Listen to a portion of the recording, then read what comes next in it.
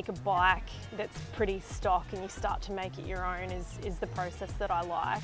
And there's so many parts now that you don't really have to be a awesome mechanic to just bolt something on and get something that's a little bit more your style. So that's what drew me in, is, you know, being able to make quick changes and you know, customize the bike that way. And seeing a very similar bike to what I ride now, you know, it can look completely different because of that community, you know, and the ability to kind of swap and share ideas. And that's what really drew me in. I got to know a lot of the riders in Brisbane, you know, and there's a really strong, supportive moto scene, made some really good friends and just kind of fell in love with, you know, the whole process. So my first DGR ride was, it was a bit of a weird one. It was in torrential rain and it was kind of horrible, I guess, in terms of weather, but we had a really small group of riders that chose to ride, and they've kind of become, it's a bit of a special group, I guess, that have continued through, and I've taken over the ride host duty this year in Brisbane, which is it's a pretty big deal because Jeff, who started the ride, he had the ride for 10 years, you know, really built it to what it is today, and so to take over from him I think is pretty special. This year we're getting, you know, a lot more of the classic bikes involved, so there's some really beautiful historical bikes that are around the area, so we're getting those involved, and you know, just trying to make it a little bit more of a community event and not just the ride that happens, given that, you know, we've got the space to do it in Brisbane. And that whole culture is very artistic and a lot of style and fashion, and as well as the bikes. I mean, it sort of brings people together. I mean, like the Distinguished Gentleman's Ride and all those sort of things around it. Talk me through your current bike. I mean, that's obviously something you bought new, but have done your own touches to? Yeah, so I bought the Street Scrambler new. Had a bit of an idea of where I wanted to take it. So it's got the silver and green tank on it, and initially I was thinking I would paint it and change it, and I've actually just kind of stuck with that tank. I've really grown to love that army green, and that's starting to come through, I think, in my photography and things like that. I like those darker, moodier shots. I've done a few things to it. I've put a new fender on the front, or guard on the front, which is a stock. Again, it's a Triumph part, but, you know, match the bike. I've always, I guess, been known for being pretty particular with things, whether it's clothing or, you know, anything that I'm looking at. I really like to understand where it's coming from and why it exists. So the parts on the bike are pretty much the same. I've really looked into smaller producers, I guess, that are making, you know, more customised and unique parts. I've got a carbon fibre heat shield on it that I really love. I'm trying to eliminate a little bit of that silver out of the look and go a little bit more sort of that matte black, just to kind of give it a slightly different look. It's got different indicators on it now. I work with a company called Moto Customs. They're pretty awesome, and they make a really big range of parts.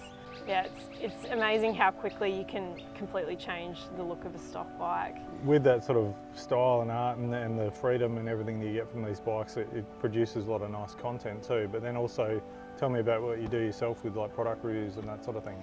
Yeah, it really started, I guess, in a similar way to looking at parts. And I run a small coffee meetup called Gather, and we let any bike in as long as you've got two wheels and you like coffee and, you know, you're not a jerk, you can come along. And we started, I guess, seeing lots of different bikes, and I just love talking about parts, love talking about, you know, bits and pieces that I find and helping people find what they want as well. So I've become a little bit known for knowing, you know, a bit about everything, and whether it's like jackets or, you know, boots or parts on the bike. A lot of people kind of ask me what I'm looking at, and so I started making the reviews to kind of send to people that way. And that's how everything started with the bike. I guess it's always been around community, being able to share something with people, you know, do it in a way that's not just a conversation but a little bit entertaining as well, and it kind of melds together a whole range of things that I really like. To date, what are some of your best experiences you've had on the bike or on bikes, and what are you wanting to do? It's funny, a lot of people talk about roads they love to ride and, you know, certain twisties and all of that stuff, and I love that. I think it's a big part of just being able to get on the bike and go and experience a new road or experience something different. But for me, it really is about the people that you ride with.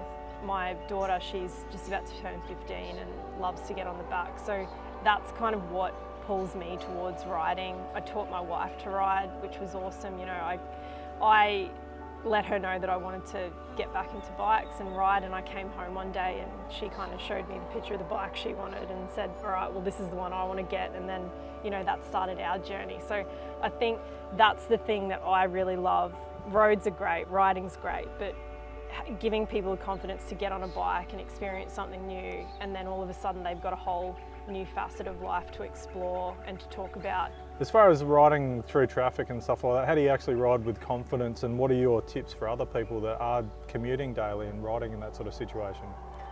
One of the things that I've started telling people, especially if you're riding the same path or road every day, is pattern recognition.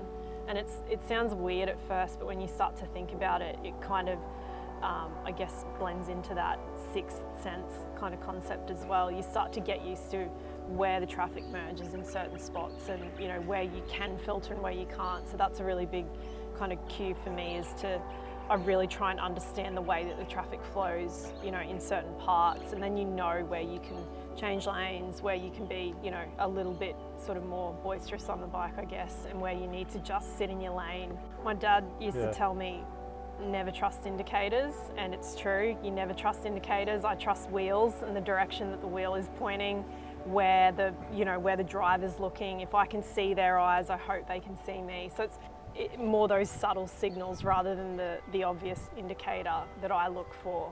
As far as bike maintenance and servicing, I mean, how much of that do you do yourself, and what tips do you give to other people as far as regular maintenance and so forth? I neglected my chain for far too many years, and I think it's surprising how much better a ride can be just from a clean chain.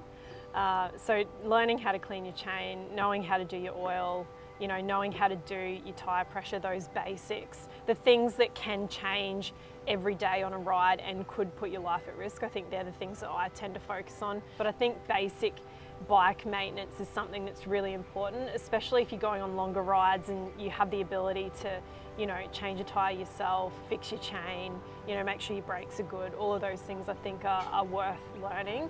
Awesome. Well, can't thank you enough for your time. It's cool to hear about all the cool things you've done and what you want to do. So before these get cold, let's finish our coffee. Cheers. Cheers.